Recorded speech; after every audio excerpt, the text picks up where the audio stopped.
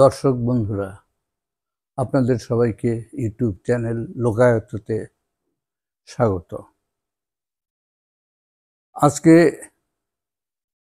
আমার সঙ্গে থাকা উচিত ছিল ইমাম গাজ্জালীর। আমি শামসুজ্জামানি। আমার সঙ্গে গত কয়েকটি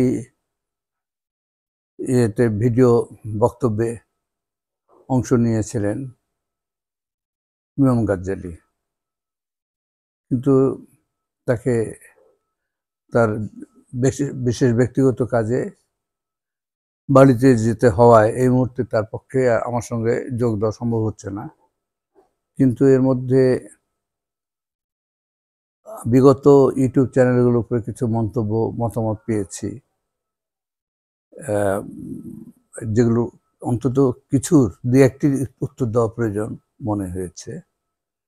আর এছাড়া আমার মনে হয়েছে যে বিষয়গুলোর উপরে আলোচনা করেছি আমি বা আমরা দুজনে, বিশেষ করে আমি যে উত্তরগুলো দিয়েছিলাম, কারণ 60-এর দশকের উপরে বলার মানুষ তো দুজনের মধ্যে আমি একাই। ইমাম গাজ্জালীর তো আর সেই অভিজ্ঞতা সেই সময়টার ছিল না।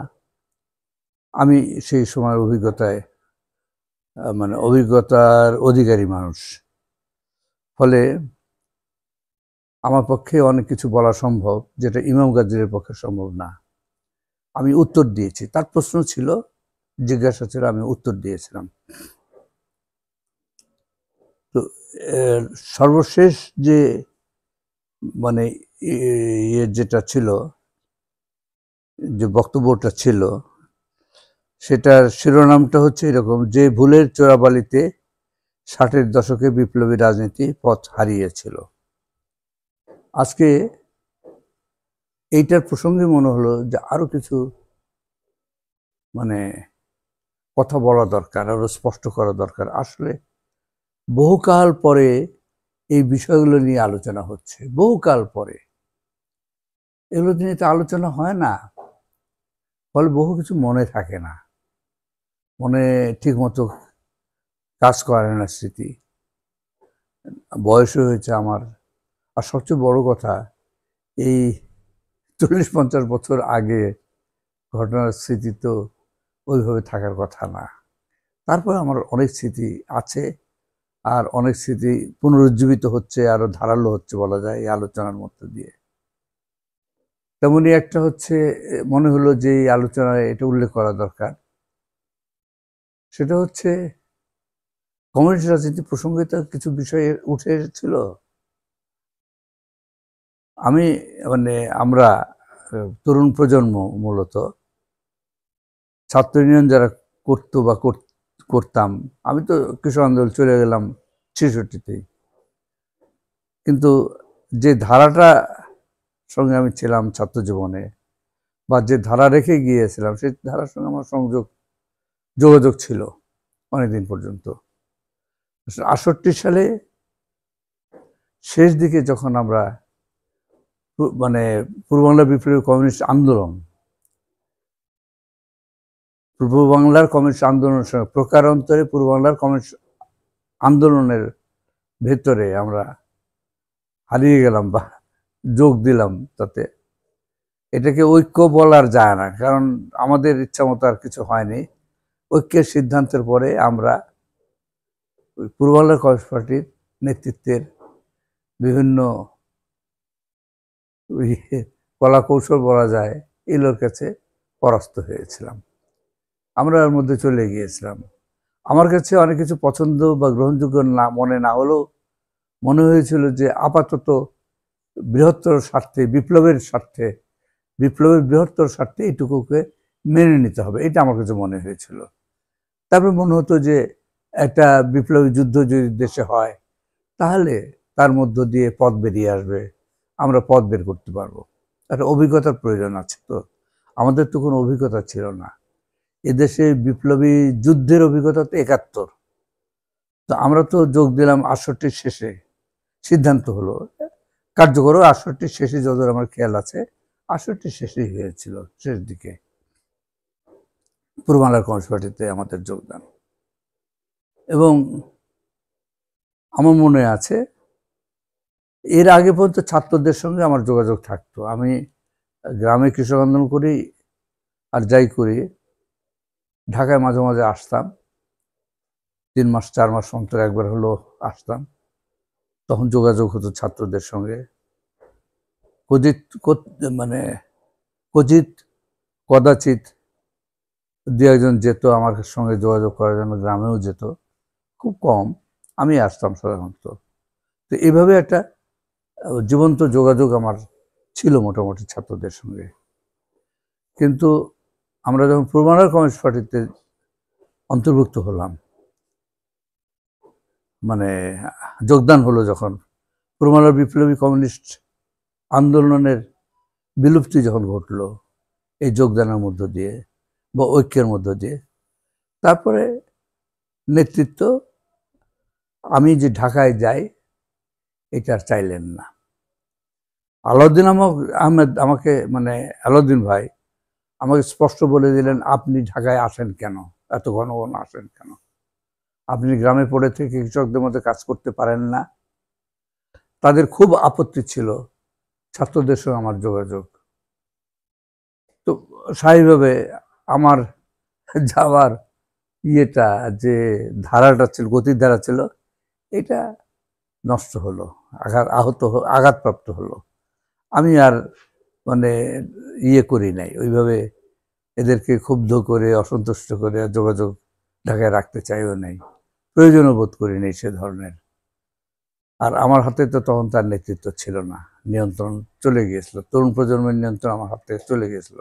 পূর্বাঞ্চল কমিউনিস্ট পার্টিতে যোগ দেওয়ার সাথে সাথে আমার যেটুকু ভূমিকা ছিল, যেটুকু নিয়ন্ত্রণ ছিল, সবই শেষ হয়ে গেল। তরুণদের উপরে বা তরুণ প্রজন্মের উপরে, যুব শক্তির উপরে আমার আর মানে তাদের উপরে প্রভাব বিস্তার করার মতো অবস্থা নেই। আর আমি তখন ছিলাম না ওই সময়টাতে। আর আমি সরেও যেতে চেয়েছিলাম। মনে করলাম যে ঠিক আছে, নেতৃত্বকে ক্ষুব্ধ করে লাভ নাই, আমি তেমন কিছু করতে পারবো না, এদেরকে এড়িয়ে গিয়ে, এদেরকে সরিয়ে দিয়ে, এদেরকে প্রতিহত করে। আর আমার এদেরকে ক্ষুব্ধ করারও দরকার নেই, আমার মতো করে আমি কাজ করি, দেখা যাক কি হয়। আর একটা যুদ্ধ মনে হতো যে দেশে একটা বিপ্লবী যুদ্ধ আসছে, এটা আমার কাছে মনে হতো। এটা আমি কীভাবে আসছে না আসছে এগুলো বুঝতাম না, কিন্তু মনে হতো যে পাকিস্তান সরকারের পক্ষে পূর্ববঙ্গকে এভাবে দাবি রাখা সম্ভব না বেশি দিন।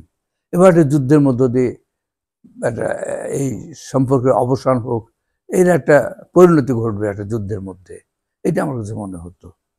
যে দ্বন্দ্বটা তখন মানে পাকিস্তান সরকারের সঙ্গে ডেভেলপ করছিল, বিকাশ লাভ করছিল, তাতে মানে আমি শান্তিপূর্ণ সমাধানটা দেখছিলাম না। একটা অশান্তিপূর্ণ যুদ্ধর মধ্য দিয়ে একটা সমাধান হলে হবে, এটুকু মনে হতো। তো যাই হোক, আমি ঢাকায় আসি নাই 68 গেল 69, পুরো 69 ভেবে গেল 70-এর জুনের দিকে। এর মধ্যে কিন্তু আমার আর কোনো ইয়ে নাই, আমি তো সেন্ট্রাল কমিটির তো নাই, আমার আর কোনো অবস্থানই নাই কোথাও। ওই জেলায় কাজ পড়ে থেকে, দিনাজপুরের জেলায় পড়ে থেকে কাজ করি, কিছু রংপুরে আমার কিছু কাজ ছিল তখনকার লালমনিরহাট থানায়, মানে এই আদিতমারিতে আমার কিছু কাজ ছিল। এখন লালমনিরহাট জেলার অন্তর্ভুক্ত একটা উপজেলা। তো সেই সময় ওটা কালীগঞ্জ থানার ভেতরে ছিল, লালমনিরহাট, এখন লালমনিরহাট জেলার অন্তর্ভুক্ত কালীগঞ্জ। সেই কালীগঞ্জের থানার অন্তর্ভুক্ত ছিল আদিতমারি, সেখানে আমার কিছু কাজ ছিল। ওই ছাত্র জীবনে কিছু কাজ করে এসেছিলাম, তো মাঝে মধ্যে কখনো যেতাম, বিশেষ করে পরবর্তী সময় গিয়েছিলাম 69 গণঅভ্যুত্থানের পরে আমি গিয়েছিলাম। তো যাই হোক, এখন এরপরে 69 গেল পুরাটা, 70-এর 1 বছর চলে গেল। 70-এর জুনের দিকে যত খেয়াল হচ্ছে, আবার খেয়াল আছে, জুনে পার্টির কংগ্রেস হয়, পূর্ব বাংলার কমিউনিস্ট পার্টির কংগ্রেস, গোপন পার্টি, গোপন কংগ্রেস হলো। এটা হলো পাবনা জেলার, তখনকার পাবনা জেলার বেড়া বোধহয় এটা হলো জয়নগর, বেড়া থানার অন্তর্ভুক্ত জয়নগরে এই এটা হলো, মানে পার্টি কংগ্রেস হলো, গোপন পার্টি, গোপন কংগ্রেস হলো। সেখানে আমার যাওয়ার সুযোগ হলো। আমার কংগ্রেসের সদস্য হিসেবে, অর্থাৎ মানে এটা কাউন্সিল বললে কাউন্সিল, কংগ্রেস নাম দিয়েছিল, পার্টি কংগ্রেস। এই প্রথম আমি 1.5 বছর পরে একটা কেন্দ্রীয় স্তরে বক্তব্য রাখার সুযোগ পেলাম। ওইখানে গিয়ে আমি বুঝলাম যে পার্টি কি, মানে নেতৃত্ব কোন জায়গায় নিয়ে গেছে গোটা পার্টিটাকে। আমরা যে প্রত্যাশা করে গেছিলাম যে রাজনীতিটাকে ছড়িয়ে দেবো, পূর্ববাংলার স্বাধীনতা রাজনীতিকে ছড়িয়ে দেবো সারা দেশে, স্বায়ত্তশাসনের আন্দোলনকে সামনে রেখে স্বাধীনতা রাজনীতিকে ছড়িয়ে দেবো, দেখলাম যে আসলে পার্টির নেতৃত্ব শেষ করে দিয়েছে। এখানে মানে তখন আমি বিপদটা বুঝলাম। আমার কাছে স্পষ্ট হলো একটা যুদ্ধ সামনে আসছে।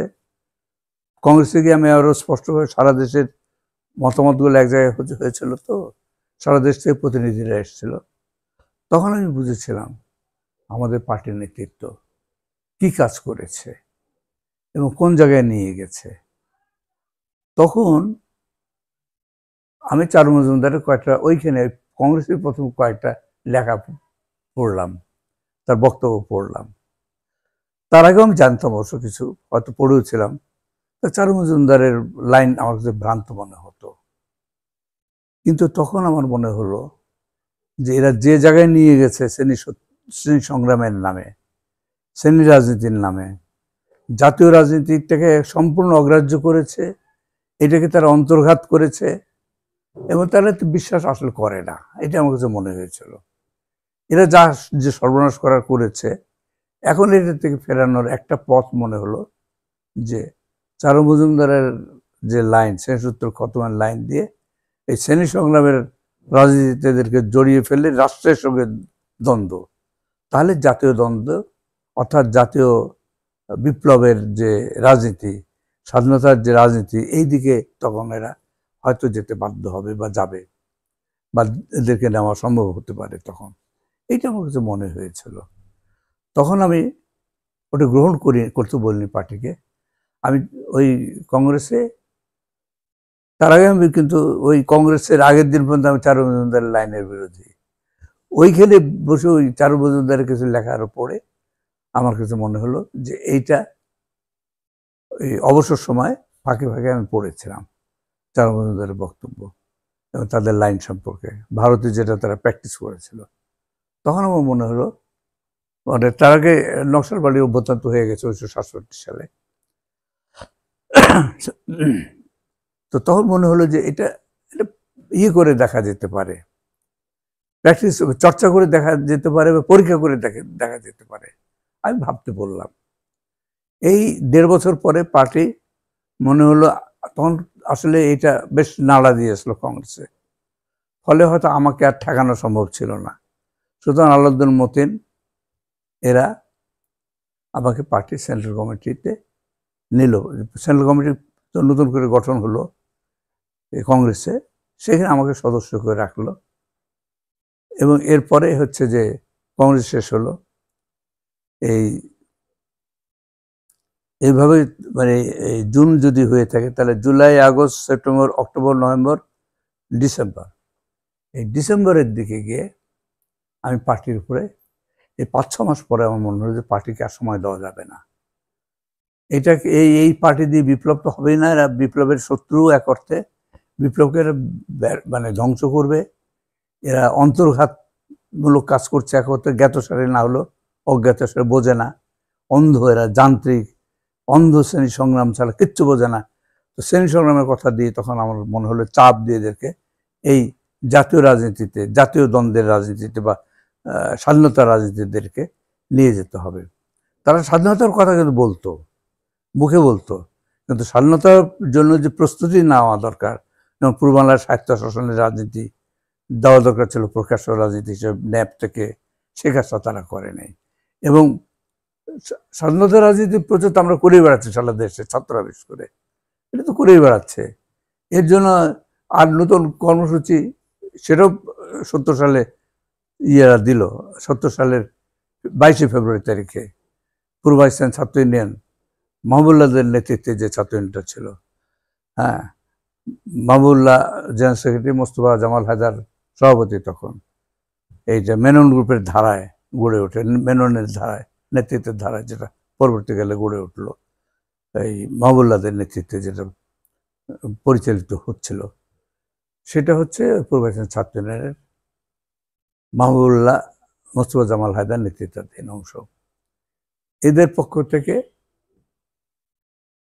স্বাধীন জনগণতান্ত্রিক পূর্ব বাংলার 11 দফা কর্মসূচি পল্টন ময়দানে ঘোষণা করা হয় 1970 সালের 22 ফেব্রুয়ারি তারিখে। এখানে কাজী জাফরও বক্তৃতা দিয়েছিলেন স্বাধীনতার সপক্ষে, রাশেদ খান মেননও বক্তৃতা দিয়েছিলেন। এরা তখন ছাত্র না, ছাত্র নেতাও না, শ্রমিক নেতা মূলত। তো এদের তো এর জন্য জেল হয়ে গেল, মানে জেলের আদেশ হলো, পালিয়েছিলেন। মাহবুবুল্লাহ ধরা পড়লো, যুদ্ধের সময়টা পুরো জেলেই ছিল মাহবুবুল্লাহ। হ্যাঁ, তো এখন এইটা মানে সংশোধন দিচ্ছি অবস্থাটা আমাদের, মানে আমাদের গত দিনের যে আলোচনা, কি সর্বশেষ যে আলোচনাটা ছিল এই ইমাম গাজ্জালির সঙ্গে, সেটা নিয়ে আরো স্পষ্ট ধারণা যেতে হয় এবং কোনো বিভ্রান্তি হলে সেটা যাতে না থাকে, সেই জন্যই আজকে এই আলোচনাটা করলাম এইটুকু। আরেকটা জিনিস প্রসঙ্গে বলে রাখা ভালো, একটা প্রশ্ন এসছে, সেটা হচ্ছে বক্তব্য কমেন্টে, মন্তব্যে একজন আমাদের এক মানে শ্রোতা বা দর্শক জানতে চেয়েছেন আত্রায় যে ওহিদুর রহমানের নেতৃত্বে যে বা পূর্ব বাংলার কমিউনিস্ট পার্টির নেতৃত্বে যে স্বাধীনতার যুদ্ধটা গড়ে উঠেছিল সেটা সম্পর্কে। এটা মোটামুটি অনেকেই জানে, তো এখনকার প্রজন্মের জানার কথা না, বহুকাল আগের কথা। 71 ওহিদুর রহমান মানে স্থানে ওই নওগাঁ জেলার অন্তর্ভুক্ত আত্রাই অঞ্চলের নেতা, কয়েক থানাকে সে মুক্ত করেছিল ওহিদুর রহমান। তো ওহিদুর রহমান আমাদের কিছু জুনিয়র ওই এলাকার কর্মী ছিল, ছাত্র ইউনিয়নের প্রথমে, তারপরে কৃষক আন্দোলন, এবং যখন যুদ্ধ শুরু হয় তখন তারা স্বাধীনতার জন্য যুদ্ধ শুরু করে। বেঙ্গল রেজিমেন্ট, বিদ্রোহী বেঙ্গল রেজিমেন্টে কিছু সৈন্য তাদের সঙ্গে যোগ দিয়েছিল। একটা বিরাট এলাকা, বড় এলাকা, উল্লেখযোগ্য এলাকা তারা মুক্ত করে পাকিস্তান মানে পাক বাহিনীর বিরুদ্ধে যুদ্ধ পরিচালনা করেছিল। তো এই এলাকাটা 71 সালে ওটা স্বাধীন এলাকা হিসেবে দাঁড়িয়েছিল পূর্ব বাংলার কমিউনিস্ট পার্টির নেতৃত্বাধীনে। তারা স্বাধীনতার যুদ্ধ পরিচালনা করেছিল সেখানে। এরপরে যে ঘটনাটা ঘটলো সেটা হচ্ছে, আমি তো সারা পূর্ববঙ্গে বা পূর্ব বাংলায় স্বাধীনতা যুদ্ধ সংগঠিত করার কাজে ঘুরে বেড়াচ্ছিলাম, সারা দেশে, সমস্ত পূর্ব বাংলায় আমি বিচরণ করেছিলাম, ট্রেনে, বাসে, পায়ে হেঁটে এবং বিমানে বা প্লেনে। চট্টগ্রামে গিয়েছিলাম আমি একসময়, প্লেনে গিয়েছিলাম, বিমানে গিয়েছিলাম। তো এইভাবে ঘুরেছি। ভারতেও আমি গিয়েছিলাম, সেখানে আমাদের যারা মানে বন্ধু ছিল তাদের সঙ্গে যোগাযোগ করেছিলাম, যুদ্ধকে মানে তাদেরকে আমাদের যুদ্ধের সঙ্গে সংশ্লিষ্ট করার জন্য আমাদের যেসব বিশেষ করে হিন্দু কমরেড যারা ছিলেন এখানে, তাদের অনেকেই ভারতে আশ্রয় নিয়েছিলেন। তো প্রায় সবাই তাদের সঙ্গে যোগাযোগ করতে আমাকে বর্ডার পার হয়ে বিভিন্ন ক্যাম্পে যেতে হয়েছিল ভারতে।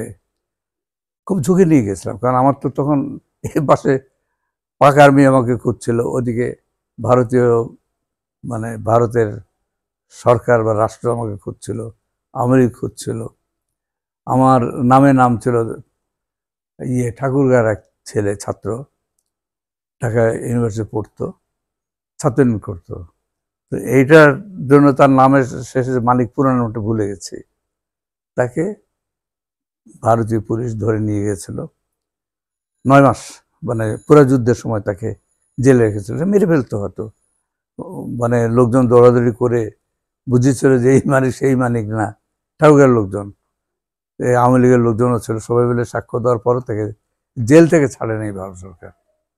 কাজে বোঝা যায় যে ভারত সরকারের কি অ্যাটিচিউডটা ছিল আমার প্রতি। যাই হোক, এগুলো আর একটা আলোচনার বিষয়, আজকের আলোচনার বিষয়টা হওয়ার কথা না। যেটা বলছিলাম যে ওই আত্রায় আত্রায় প্রচন্ড যুদ্ধ হয়েছিল। এই এলাকার ধ্বংসটা করলেন কিন্তু এই আলাউদ্দিন মতিনেরা, মনে আছে। আমি যে যুদ্ধ সংগঠিত করার কাজ সারা দেশে তো ঘুরছিলাম, একটা পর্যায়ে তো যুদ্ধ শেষ হয়ে যাওয়ার পরে ঢাকায় এলাম, ডিসেম্বর মাসের কথা আমি বলছি। এইটা ডিসেম্বরের আলাউদ্দিন ভাইয়ের সঙ্গে আমার কথা হলো ডিসেম্বর মাসের শেষ দিকে, মনে আছে। আর ঢাকাতে আন্ডারগ্রাউন্ড ওনারাও গোপন ছিলেন, আমি তো সে সময় গোপনই ছিলাম। আর আওয়ামী লীগ তখন শাসন ক্ষমতায় এসছে। আর মতিন ভাই এলেন, তো মতিন ভাইদের সঙ্গে কথা বলে, আলাউদ্দিন ভাই মতিন ভাইদের সঙ্গে কথা বলে এবার আমি বুঝলাম যে এরা আত্রাইকে যাচ্ছে ধ্বংস করতে, মানে তারা তো যুদ্ধ করবে। আমি বারবার তাদেরকে বুঝিয়েছিলাম যে যুদ্ধের পর্যায়ে এখন আর নাই, আমাদের বাংলাদেশের বাস্তবতাকে মেনে নিতে হবে, এটা আমাদেরই সৃষ্টি, আমরাই চেয়েছিলাম বাংলাদেশ পূর্ববঙ্গের স্বাধীনতা, আমাদের মতো করে হয়নি, এটা কি হয়েছে, এটা যেটা হয়েছে এটাকে মেনে নিতে হবে আমাদের, 1 নম্বর। 2 নম্বর যে অনেক সময় বিপ্লব হয়নি, আওয়ামী লীগকে দিয়ে তো বিপ্লব হবে না, প্রতি বিপ্লবের জয় হয়েছে এক অর্থে, ঠিক আছে, কিন্তু আমাদের এখন পিছু হটার সময়। এভাবে সামনে এখন গোয়ার গোবিন্দের মতো যদি আমরা সামনে যাই, ধ্বংস হয়ে যাব আমরা। আসলে জনগণের ভেতরে একটা মোহ আছে, এখন মোহ সৃষ্টি হয়েছে, এটা কেটে যাবে, থাকবে না, আওয়ামী লীগের প্রতি মোহ থাকবে না। আমাদের উচিত আমাদের শক্তিকে রক্ষা করা, হ্যাঁ, এটা যেভাবে পারি সেভাবেই হোক আমাদের রক্ষা করতে হবে শক্তিকে। যুদ্ধ করলে আমরা ধ্বংস হয়ে যাব, যুদ্ধ করে আমরা পারবো না, উচিত না। এখন জনগণের আবেগকে বুঝতে হয়, এই আবেগ এখন আওয়ামী লীগের পক্ষে আছে, এটি থাকবে না বেশি দিন। এরা প্রতারক, এরা ঠগ, এরা দুর্নীতিবাজ, অতীতে ছিল, এদের চরিত্রই তাই, আগামীতে এরা ধরা পড়বে। আমি 72 সালেই বলছিলাম, 72 সালের জানুয়ারি, হ্যাঁ, ওই ডিসেম্বরেও বলেছিলাম, 71-এর 16 ডিসেম্বর পরে, আর জানুয়ারিতেও আমি বলেছিলাম। এবং আমি খুব অনুরোধ করেছিলাম বিশেষ করে মতিন ভাইয়ের কাছে, যে আমি বুঝছিলাম যে এরা আত্মাতে যাচ্ছে এবং এলাকাটা ধ্বংস করে দেবে। আমি বলছিলাম যে আপনারা প্লিজ শক্তিটাকে রক্ষা করেন। তখন ওনাদের খুব মানে বিরাট চিন্তা, কত 600 না 1600 তার হয়েছিল, আর্মড ক্যাডার তৈরি হয়ে যুদ্ধ করতে গিয়ে তারাও একটা বাহিনী গড়েছিল, গণবাহিনী গড়েছিল। তো আমরা কোথায় রাখবো, আমি বললাম যে এদেরকে এলাকা, এই অস্ত্র কোথায় রাখবো, এত অস্ত্র দিয়ে কী করবো, অস্ত্র মাটির নিচে পুঁতে ফেলেন, অস্ত্র ওটা হয়ে যায়, অস্ত্র লাগে না, তারপরেও অস্ত্র আপনি দরকার মাটির নিচে পুঁতে ফেলেন, অতগুলো লোক আমরা কোথায় এদের রক্ষা করবো কি করে। আমি বললাম যে এদেরকে সারা দেশে পার্টি তো অনেক জায়গা আছে, ছড়িয়ে দেন, দরকার হলে তারা কামলা কিষাণ কেটে খাবে, সেখানে থাকার ব্যবস্থা করবে, কর্মীদের বাড়িতে থাকার ব্যবস্থা হবে, রক্ষা করেন। তাও এই যে 1-1.5 হাজার লোক আপনাদের আছে, তাও বোধ হয় 1000-2,000-এর মতো বাহিনী, এই যে আছে, ঠিক মনে নেই এখন, হতে পারে এরকমই। এই লোকগুলো বেঁচে থাকলে পার্টি বেঁচে থাকবে। আর প্রকাশ্য কাজের জন্য আমাদের প্রকাশ্য কাজ ফিরতে হবে, আমাদের ন্যাপ আছে, এগুলো তো আমরা পরিত্যাগ করি নাই, কৃষক সমিতি আছে, ছাত্র ইউনিয়ন আছে, আমরা সাময়িকভাবে বর্জন করেছিলাম কিন্তু পরিত্যাগ করি নাই, ওই কাজগুলোকে বর্জন করেছিলাম প্রকাশ্য একটা সময়ের জন্য, যুদ্ধের জন্য ওটা করেছিলাম, যুদ্ধ হয়েছে, ওই প্রয়োজন ফুরিয়েছে। এখন আমাদের আবার ন্যাপে ফিরতে হবে, ন্যাপকে পুনর্গঠন করতে হবে, গণসংগঠনগুলোকে পুনর্গঠন করতে হবে। কমিউনিস্ট পার্টি আছে, থাকবে, আন্ডারগ্রাউন্ড থাকবে, গোপন থাকবে, ওইটা নিয়ে এখন বাতাবাতি করার কিছু নাই। আর আমাদের গোটা রাজনীতির পুনর্মূল্যায়ন করতে হবে, আমাদের ভুল কোথায় হয়েছে, আমাদের মানে সমস্যাগুলো কোথায় ছিল, এগুলো আমাদেরকে নতুন করে ভাবতে হবে, পুনর্বিচারের প্রয়োজন আছে, আত্মসমালোচনার প্রয়োজন আছে, পুনর্মূল্যায়নের প্রয়োজন আছে সবকিছুর। আমার বক্তব্য ছিল এই। তো এই বক্তব্য তো তাদের খুবই অপছন্দ। আমি এরপরে পার্টি অল্প কয়েকদিন ছিলাম, পার্টির বক্তব্য দিলাম, আমাকে পার্টি বহিষ্কার করলো। আমি পার্টির লাইন পরিবর্তনের জন্য বক্তব্য দিয়েছিলাম। রংপুর জেলা কমিটি থেকে বক্তব্যটা দিয়েছিলাম। জেলা কমিটিকে ওরা বাতিল করে দিল জেলা কমিটি, পূর্ব বাংলা কমিউনিস্ট পার্টির রংপুর জেলা। আমি তো রংপুর জেলা কমিটির সম্পাদক। আমাদের সবাইকে বাতিল করে দিয়ে আমাকে বহিষ্কার করলো পার্টি থেকে। ওই পর্যায়ে শেষ হয়ে গেলো। এটা ফেব্রুয়ারি, মার্চ, এপ্রিলের দিকে। মার্চ এপ্রিলের মধ্যে পার্টির সঙ্গে আমার সম্পর্ক শেষ হয়ে গেল। আর এই যে আত্রায় তো ধ্বংস করে দিল, সবাই জানে, মানে আমাদের যুগে সবাই জানে। ওখানে মতিন ভাই যুদ্ধ করতে গিয়ে ধরা পড়লেন, তার পায়ে গুলি লেগেছিল। নেহাত বেঙ্গল রেজিমেন্ট ছিল, বোধহয় ওটাকে মেরে ফেলে নেই। রক্ষী বাহিনী পড়লে তো মেরে ফেলতো তাকে। বেঙ্গল রেজিমেন্ট, মতিন ভাই তো একটা, যাই হোক যে লাইনে তিনি তখন থাকেন, ভাষা আন্দোলনের নেতা, ছাত্র সংগ্রাম পরিষদের আহ্বায়ক 52 সালের, তার মর্যাদা তখনকার যুগে বিশাল আকাশ ছোঁয়া মর্যাদা। রক্ষী বাহিনী মেরে ফেলতো তাকে, ছাড়তো না। কিন্তু বেঙ্গল রেজিমেন্ট মানে যে কোনো কারণে হোক তাকে মারে নাই।